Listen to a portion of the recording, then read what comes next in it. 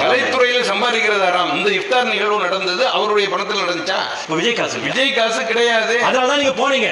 விஜய் காசு கிடையாதுங்க. நான் போறது போல அப்புறம் இருக்கட்டும். உங்களுடைய அடிப்படை விஜய் காசுல சாப்பிடக்கூடாது. விஜய் காசு கிடையாது சொல்ல நீங்க சொன்னது சரி, ரைட்.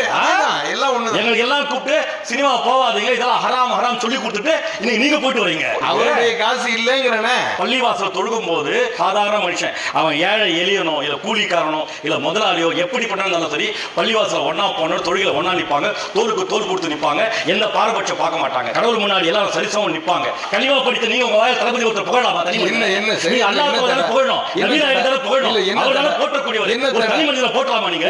தளபதின்றது என்ன தடை? எனக்கு புரியலையே. உங்க வாயால நபிநாயகத்தையும் அல்லாஹ்வையும் புகழ்ந்து போற்றி பாடக்கூடிய அந்த வாயால ஹராம் சொல்லக்கூடிய கலைத்துறை சார்ந்தவரை பார்த்து தளபதி சொல்றீங்க.